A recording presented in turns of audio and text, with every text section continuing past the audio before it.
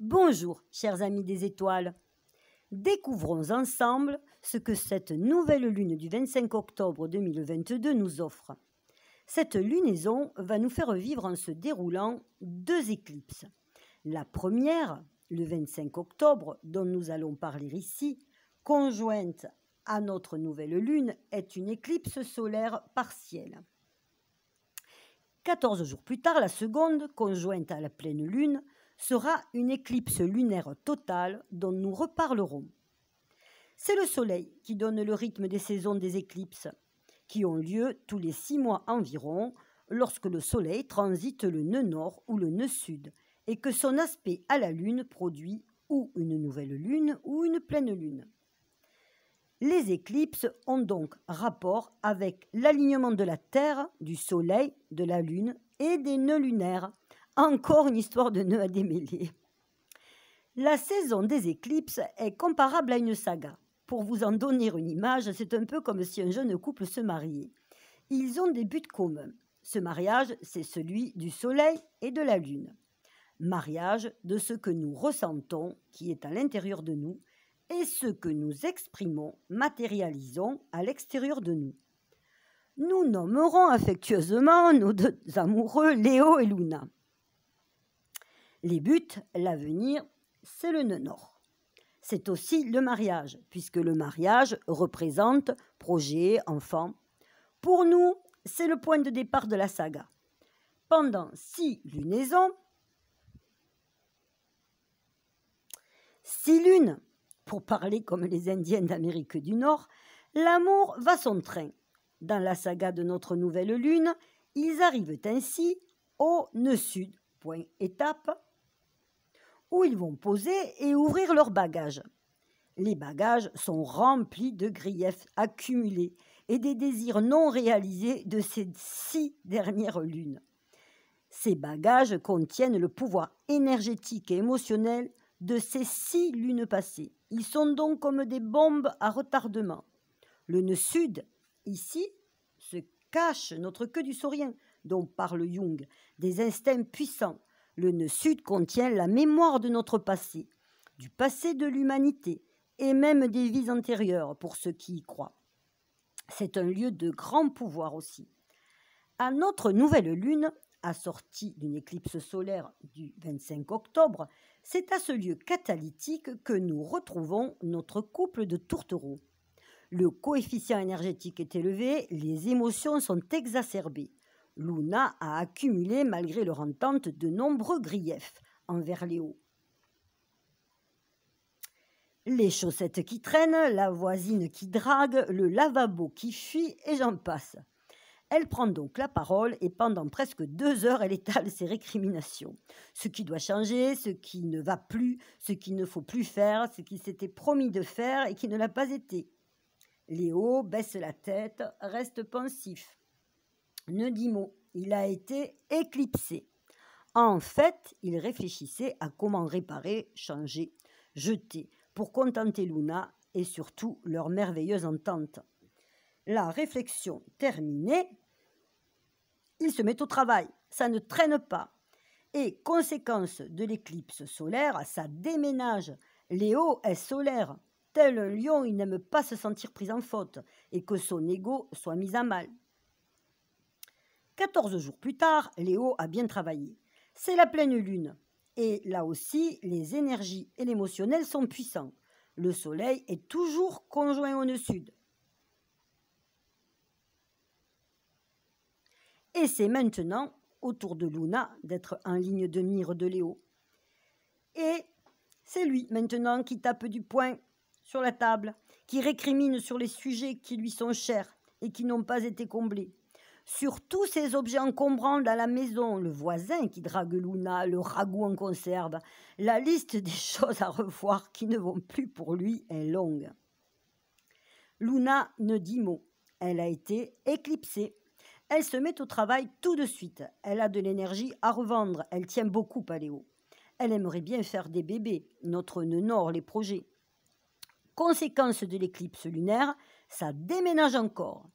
Ainsi, ils lâcheront le passé, le nœud sud, et iront vers l'avenir, le nœud nord, que la ronde des nouvelles lunes atteindra dans 173 jours en ayant accumulé 2, chacun le sien, 2 nouveaux sacs dont ils se débarrasseront à la nouvelle saison des éclipses.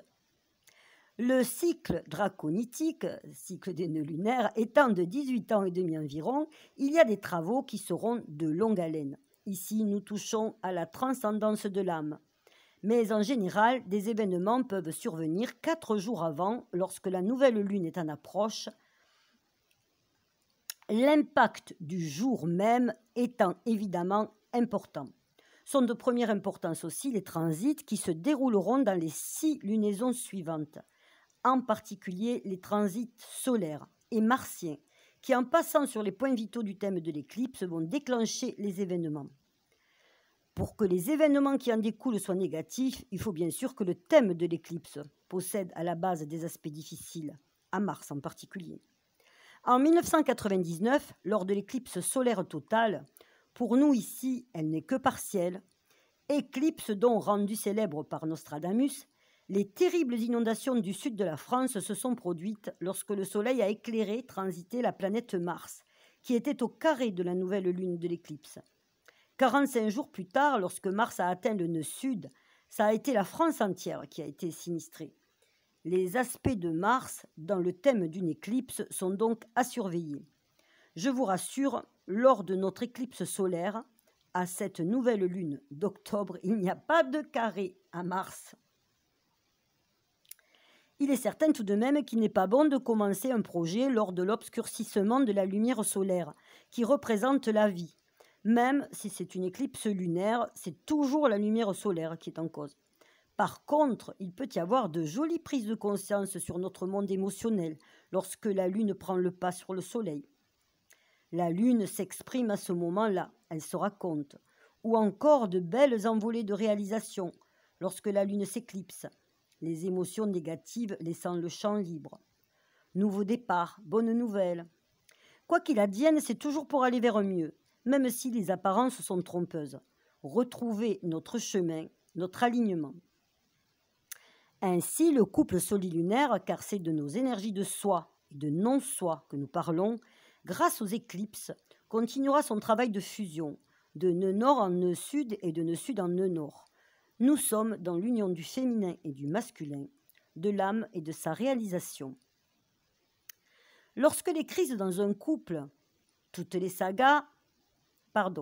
comme les crises dans un couple, toutes les sagas ne seront pas identiques. Les éclipses seront différentes, lunaires, solaires, annulaires, totales, partielles. Ça n'est pas forcément Luna qui tape du poing sur la table en premier. À cette éclipse du 25 octobre, c'est notre lune, pourtant qui prendra la parole. Le soleil sera éclipsé. La lune va prendre toute la place et s'exprimer, récriminer même, être dans la réclamation comme Luna. Les symboles lunaires voudront prendre la parole, voudront du changement. Notre alimentation, organisation du quotidien, la maison et son confort, notre intériorité qui demande à s'accorder à nos ressentis, nos intuitions, notre âme, nos émotions, nos désirs profonds demanderont la parole et des remises en question. L'entretien de notre corps, la santé, notre sécurité, notre famille, notre mère, notre fille feront l'objet de notre attention. La lune, c'est aussi la multitude, le public, la foule, notre ville, notre nation. Tous ces symbolismes prendront le pas sur notre réalisation, notre ego, notre soi, sur notre professionnel, à moins peut-être que nous n'ayons une fonction lunaire. Tous ces secteurs de vie demandent à être réévalués, soignés, transformés, parfois tranquillement, parfois de manière abrupte ou explosive. Des événements imprévus, soudains, peuvent advenir, mais pas toujours. Ce sont les configurations planétaires et leur transit sur notre thème natal ou le thème de notre nation qui déterminent les qualités et forces de transformation de ces événements. Pour comparaison, il y a eu en 2021 4 éclipses, et chaque année nous fait vivre de 4 à 7 éclipses. L'éclipse en elle-même n'a rien de dramatique, et peut, sans étude approfondie, passer inaperçue. Cette nouvelle lune s'effectue dans le signe du Scorpion. Le signe du Scorpion, les secrets, les amours secrètes, le pouvoir, la sexualité, la valeur que les autres nous donnent, l'argent du conjoint, l'argent arrivant des autres par les ventes, les héritages. Dans le collectif, la manière dont le gouvernement gère nos finances aussi. Tout ce qui est du domaine tortueux du psychisme, des conflits, de la guerre, de la mort, des passions, des transformations nous parle du Scorpion. Évidemment, dans ce signe, la Lune n'est pas très bien disposée. Elle est en chute. Vénus est conjointe à cette nouvelle Lune. Et elle aussi est en exil dans le signe du Scorpion, qui ne connaît rien à la recherche de tranquillité, de sécurité, d'harmonie. Vénus, se situant sur le même degré que cette nouvelle Lune à éclipse, est dite combuste au Soleil, c'est-à-dire qu'elle se situe sous les rayons solaires qui la brûlent. Cette combustion de Vénus inverse ses vertus naturelles. Elle s'affaiblit côté vertu et prend de la force en destruction. Ici, elle est en feu, elle met le feu. En plus d'être en exil en Scorpion, elle est en carré à Pluton.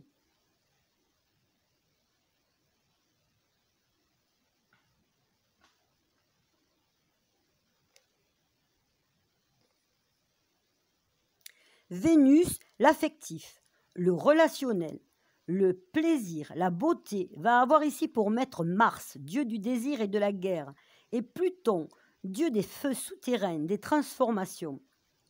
Cette Vénus est brûlante et veut du changement. Elle se plaît sous l'égide de Pluton à détruire pour reconstruire. Elle participe du grand œuvre alchimique. Au niveau affectif, elle aime le pouvoir, la première place. Elle aime le « suis-moi, je te fuis ». Elle est passionnelle, séductrice, jalouse. Elle peut être manipulatrice ou totalement inconsciente, soumise aux instincts. Elle est dans le désir. Ses desseins sont secrets. Elle est d'ailleurs peut-être si secrète qu'elle sera dans son monde et qu'elle ne communiquera rien. En cette période d'Halloween qui s'approche, Vénus pourrait s'appeler Morticia, symbole de féminité et de glamour dans la série La famille Addams. Cette Vénus fait partie des exigences de transformation de l'éclipse. Un événement, quelque chose va nous faire prendre conscience que nous sommes ou que nous avons peut-être ce genre de personnes dans notre entourage. Ainsi, cette Vénus peut très bien engendrer une transformation dans la manière d'appréhender une relation affective, ou toute autre relation d'ailleurs, notre vision du bonheur. Vénus est une des représentations de l'argent. Il peut y avoir une transformation dans la manière de gagner de l'argent ou de le dépenser. Les augmentations de salaire, l'inflation, et j'en passe, sont des sujets brûlants d'actualité. Soleil éclipsé, professionnel éclipsé, les grèves. Et bien justement, avec tous ces sujets incandescents, comment allons-nous communiquer? Car nous allons communiquer. Mercure est en maison 10. Il domine le thème de cette nouvelle lune. Eh bien, contre toute attente, il est encore dans la recherche d'entente, de compromis, dans le dialogue. En effet, Mercure est toujours en balance. Mais il est des points sur lesquels il ne lâchera rien. Il sera intraitable. Il est carré à la lune noire.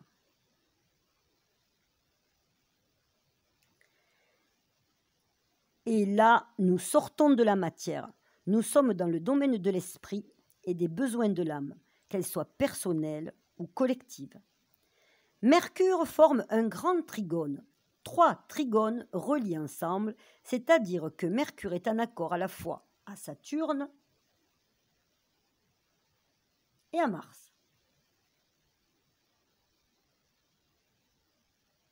Relationnel, avenir, communication se donnent la main. Saturne est en Verseau et en maison 2.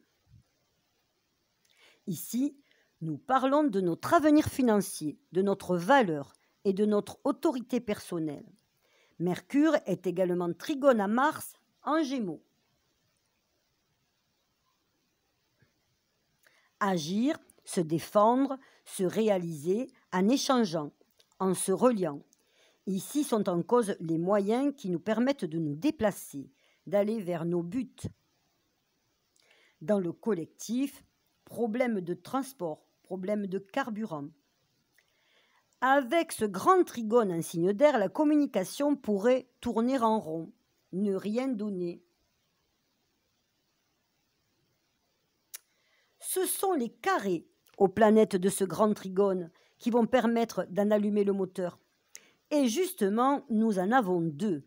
Mars est carré à Neptune et Saturne est toujours carré à Uranus. Tout d'abord, une petite précision sur Mars qui a son importance. Mars est conjoint à Lilith, vrai. Il est également conjoint à l'étoile polaire, qui indique le nord, pour ne pas le perdre, notre guide. Ainsi, nous pourrions avoir des remises en question sur ce qui, jusqu'à présent, nous a servi de repère, de pilier, d'étoile dans la nuit. Avec Mars en maison 7 et en Gémeaux, ce peut être notre conjoint, notre flamme jumelle, une âme sœur, un frère, une sœur, notre entourage ou encore nos ennemis.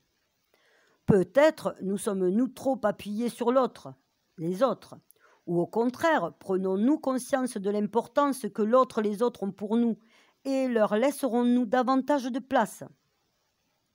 Peut-être est-il temps de nous regrouper, de nous entraider, de nous soutenir. Remise en question ne signifie pas tout jeter au feu, mais voir ce qui est important pour nous. Revenons à notre Mars carré à Neptune. En positif, Neptune représente la foi, la confiance en des forces qui nous dépassent. En négatif, il peut représenter le flou et les problèmes que nous projetons sur l'avenir. Maladie, insécurité. Dans le collectif, nous savons que Neptune représente les produits pétroliers, gaz, essence, les produits de soins pharmaceutiques. En positif, ici, Neptune est sur un degré d'unité, d'entente, de personnes qui vivent ensemble en bonne harmonie et dont le seul but est le bien commun. En négatif, l'image est un guerrier surchargé d'armes qui vise sa cible avec une flèche. Ici, il y a dispersion des buts, excès de visée et de moyens de défense, éparpillement. Avec son parallèle, une femme qui se laisse dériver dans une barque sans rame. Pauvre femme finalement dépassée et n'ayant plus aucune motivation pour agir. Neptune se positive en centralisant ses buts et énergies et en acceptant ses limites en conscience, en ne se laissant pas submerger par une multitude de buts et de demandes. Sinon, il peut devenir synonyme de noyade psychologique, de maladie. Transcendé ou non transcendé, il active le grand trigone et son besoin de communiquer. Il vaut mieux que ce soit dans le recentrage énergétique autour des vertus que sont la confiance, la reliance aux autres et l'amour. Uranus est toujours carré à Saturne. Ici, son influence sur la communication du grand triangle d'air sera de nous faire et retrouver notre valeur via l'indépendance, l'autonomie, la libre expression et le respect de nous-mêmes. Dans le collectif, Uranus représente l'énergie et en particulier l'électricité, qui est aussi, on le voit chaque jour, motivation à la communication et à l'action. Le soleil de l'avènement de l'éclipse est à 1 degré du Scorpion, qui est un degré de regret. Le soleil de la nouvelle lune est au degré suivant, à 2 degrés du Scorpion. Donc, avec une influence d'acceptation et de nouvelles naissances, l'étoile fixe Princeps est conjointe au soleil sur le 3e degré du Scorpion. Princeps signifie premier citoyen. Si nous associons ce que nous savons du renouveau de l'éclipse, de ses transformations et de la nouvelle vision qu'elle nous offre, je dirais qu'il nous faut laisser sans regret, ce qu'elle semble nous prendre et aller joyeusement vers l'espace vierge à remplir, vers le renouveau qu'elle nous offre. Pardon pour la répétition.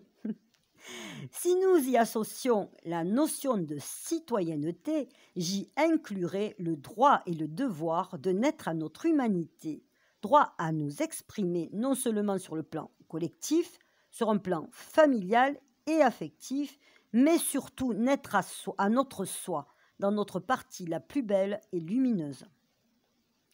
J'ajouterai quelques petits détails qui peuvent vous concerner. Le 2e degré du Scorpion, soleil de cette nouvelle lune, nous parle de naissance, d'ancrage, de nos racines, de mère et de mère, de soleil qui se lève.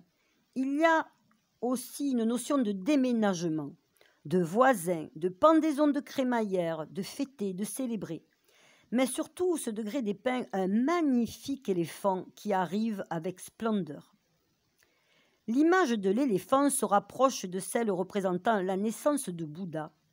Alors que la mère de Bouddha était enceinte de lui, elle fit ce rêve d'un éléphant blanc lui présentant un lotus blanc de sa trompe et tournant par 3 fois autour d'elle avant d'entrer dans son utérus.